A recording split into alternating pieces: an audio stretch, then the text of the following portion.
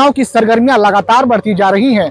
जैसे जैसे मतदान की तारीखें नजदीक आ रही हैं, तमाम राजनीतिक दलों में हलचलें देखी जा रही हैं। बिहार में 6 नवंबर और 11 नवंबर को मतदान होंगे, तो वहीं 14 नवंबर को मतगणना होगी। यानी 14 नवंबर जब बिहार को एक नई सरकार मिलेगी, बिहार में हम बताने जा रहे हैं कि आखिर जब चुनाव आया तो बिहार में देश की मीडिया को, देश के नेताओं को बिहार याद आया। नमस्कार। बिहार के चुनाव के समय देश की मीडिया अपनी टीआरपी बटोरने बिहार जा रही है। देश के अलग अलग राज्यों से हर छोटे बड़े चैनल बिहार पहुंच रहे हैं।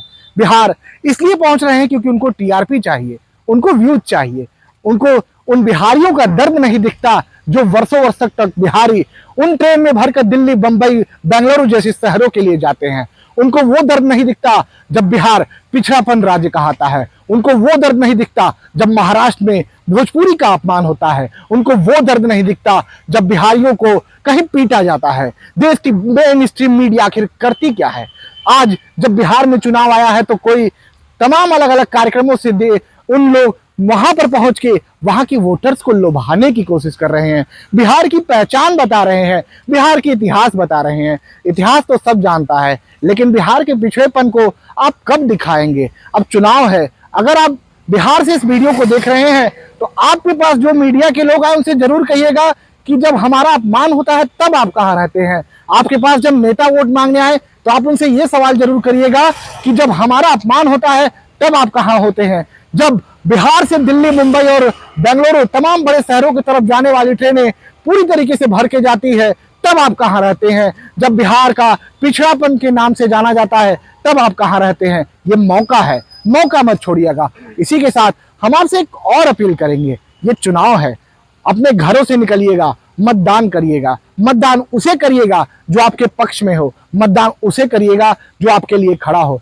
फिलहाल बिहार चुनाव की और सरगर्मियां इसलिए भी बढ़ती जा रही हैं क्योंकि नेताओं और तमाम मीडिया का पहुंचना वहां पर जारी है। इस वीडियो में हम सिर्फ और सिर्फ नेता और मीडिया को इसलिए रख रहे हैं क्योंकि ये दो वो चीज है, ये दो वो क्षेत्र है जो अगर चाह लिया होता तो आज बिहार बिहार नहीं होता। बिहार बदल रहा है। हम मानते हैं जो दावे सुशासन बाबू के हैं, हम मानते हैं जो एनडीए सरकार की है, बिहार बदल रहा है।